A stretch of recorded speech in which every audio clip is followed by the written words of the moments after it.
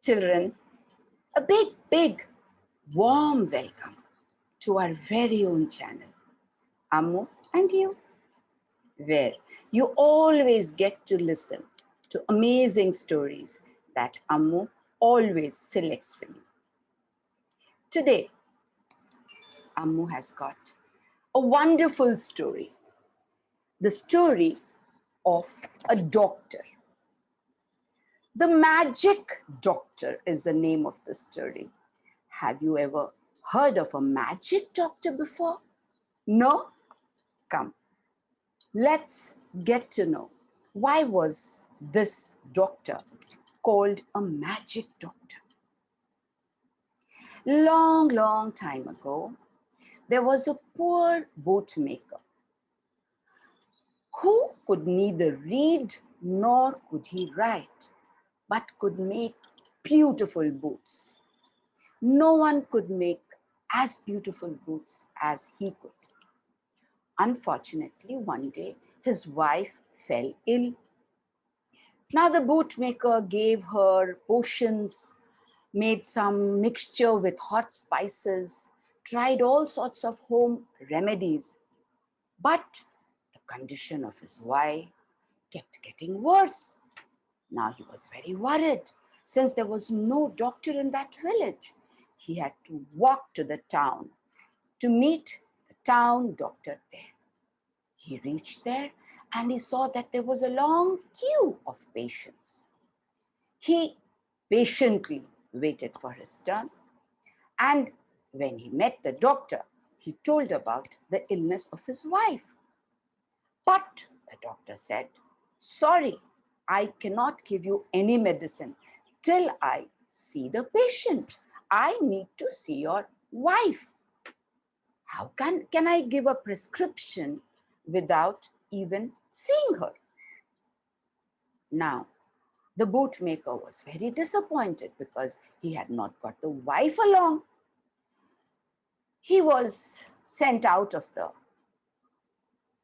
that clinic where the town doctor sat, and he stood there thinking what could be done next. While he was thinking, he saw a patient coming out of the clinic. He had a prescription in his hand.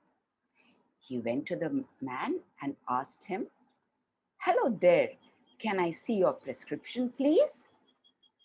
"Oh yes, you may. It cost me a golden crown." The bootmaker saw the prescription, but he could neither read nor write. So what he did was, he took a piece of paper out of his pocket and he tried to copy that prescription to the best of his capabilities. And then, with a golden crown, he handed back the prescription to the man, thanking him, and went about his way. From there, he went to the chemist and showed him the prescription, asking for the medicine. Now, the chemist couldn't read it at all because it was not legible. Why was it not legible? Because he had just scribbled, copied the actual prescription. The chemist said, "I really can't make much out of it, but then I'm used to this sort of a thing happening every day." Why? Because it is said that doctors generally are illegible. Their writings are illegible. So the chemist gave him a bottle of peppermint water. It was flavored peppermint water. The bootmaker took the bottle and went home. He gave that peppermint flavored water to his wife, and the next morning he saw that his wife was cured. Wow! He was very happy that his wife was cured. But a thought struck him. He said that it's so easy to earn as a doctor. You get a gold crown for every prescription. And here, as a bootmaker, I have to put in so much of effort making boots and then selling them. So I would like to become a doctor here in my own village.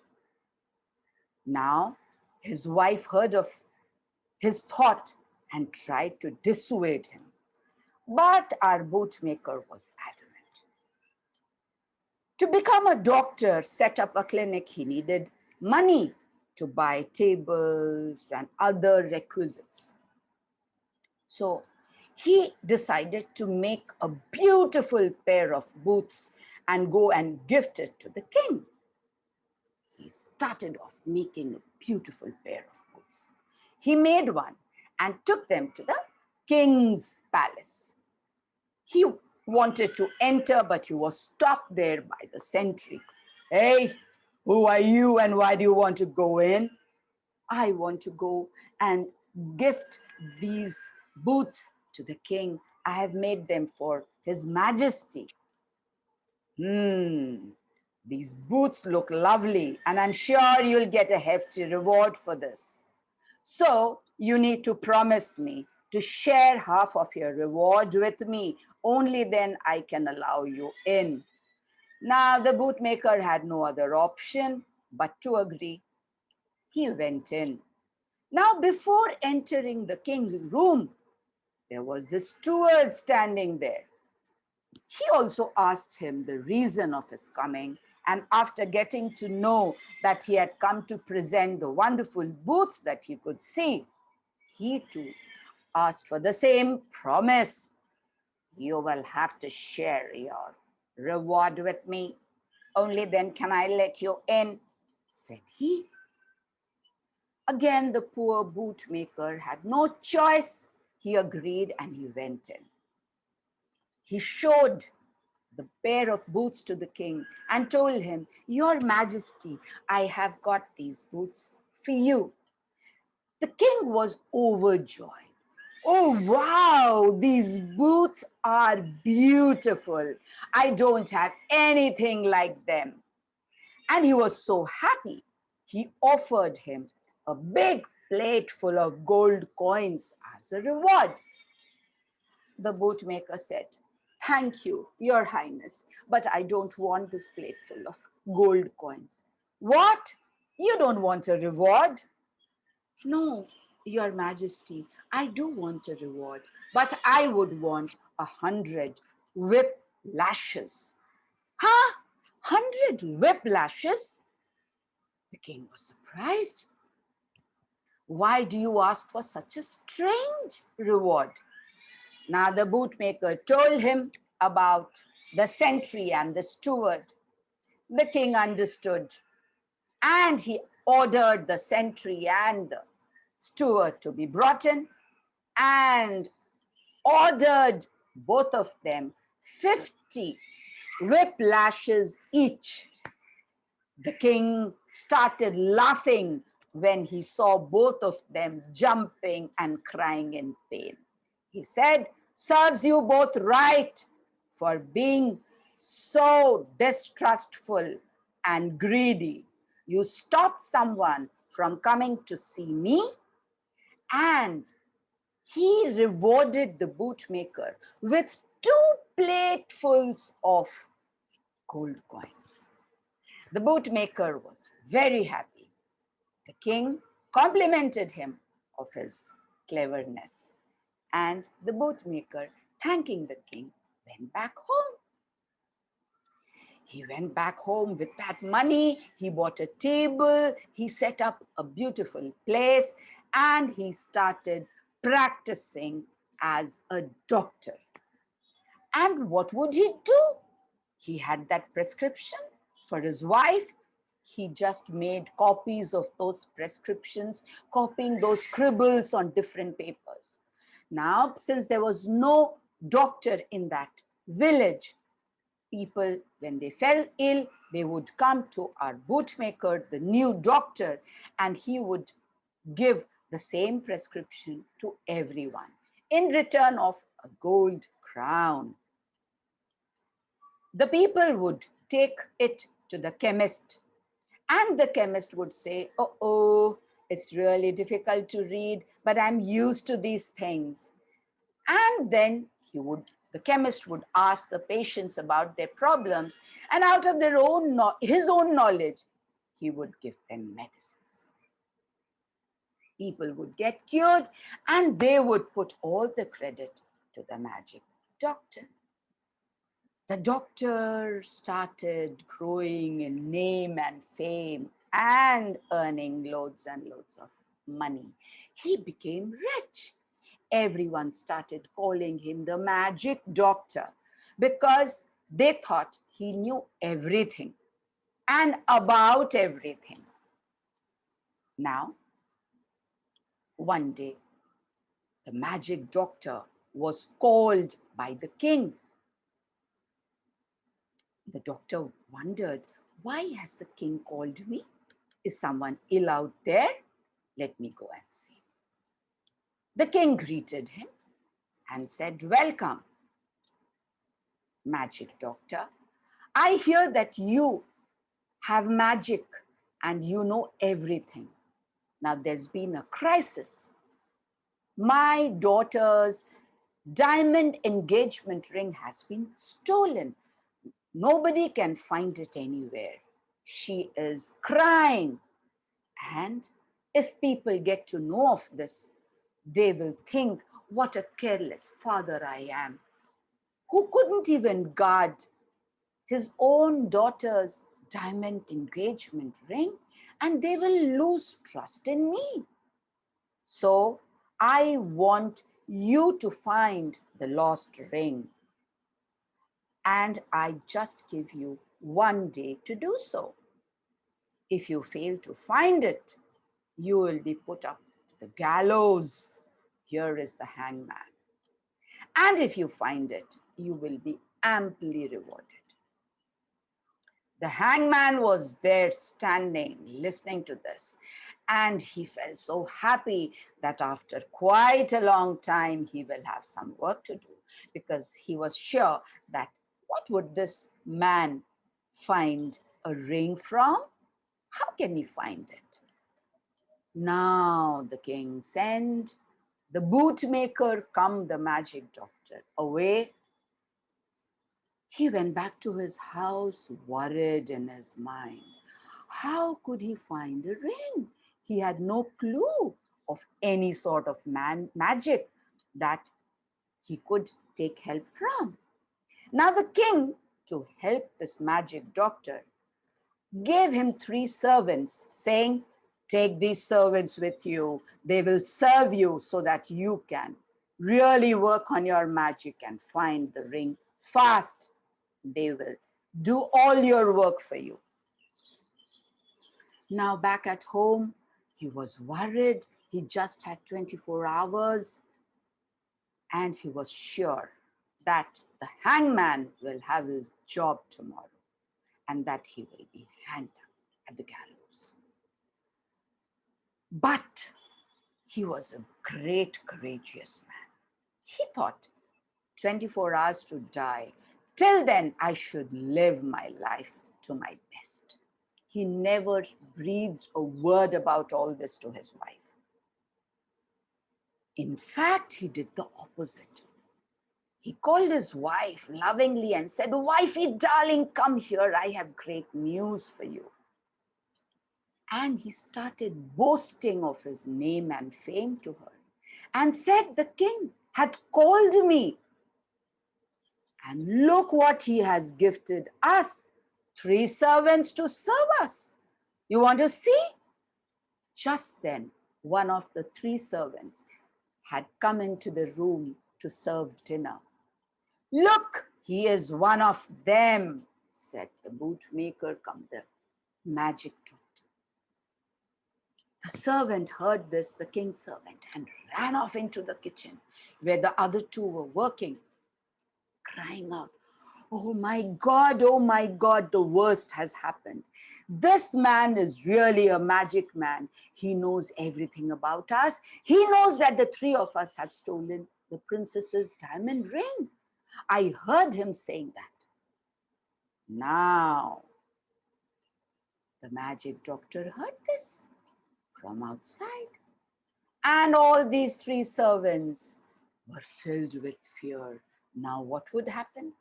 When the king gets to know of this, all 3 of them would be hanged to death for sure. So all three came running to the room to the magic doctor, fell onto his feet, showing him the ring. Master, master, please, please don't tell the king anything about us. We apologize. We did a crime. We committed a crime. Please, please, please do not tell the king anything about us. Otherwise, we all will be killed and we do not want to die. The magic doctor started thinking. Then he said, okay, fine. I will listen to you. Get me a big turkey right away.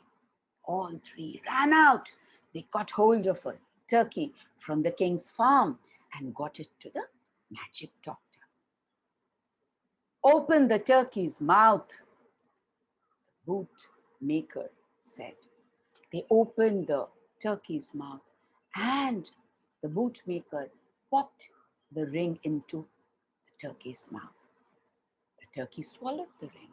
Now go back and leave the turkey in the farm again. Next morning came, 24 hours were up, and everyone was waiting in the palace for the magic doctor. The people were very excited and curious to see if the magic doctor could indeed find the ring. Our bootmaker come magic doctor arrived in the palace. Big bands playing music greeted him. And the king said, well, doctor, could you find the ring of my princess? Your time is up. The hangman standing in the corner was smiling, waiting to do his job soon. Our bootmaker said, Your Majesty, I do know that the ring is still in the palace. It is not anywhere outside this palace because I could not find it anywhere. After entering the palace, my magic tells me that it is not on any of the persons around, not hidden anywhere among the things in the palace. So, what do you mean to say, doctor? Where is my ring? You have to take me to the animal farm because that is the only place I haven't seen yet. Yes, sure, come along, said the king, and took the magic doctor there. He walked past all the animals, and as soon as he reached the turkey, he said, This is the thief, this one, and he pointed out to the big turkey. The turkey was taken away, and cutting open his stomach, they found the ring. Everyone was awestruck and amazed at the magic power of the doctor. The king was overjoyed. He said, Wow, you are so amazing. And he loaded him with gifts. And the bootmaker and his wife were sent back to their home in the royal carriage amidst burst of cheers from all around. The carriage was loaded with gifts and gold coins for them. The bootmaker reached home, and as soon as he reached home, he told his wife, Enough of all this life of pretense. I do not want to live a life of pretense. God has saved me this time, but I do not want to be what I am not. I am not a doctor. I am a bootmaker.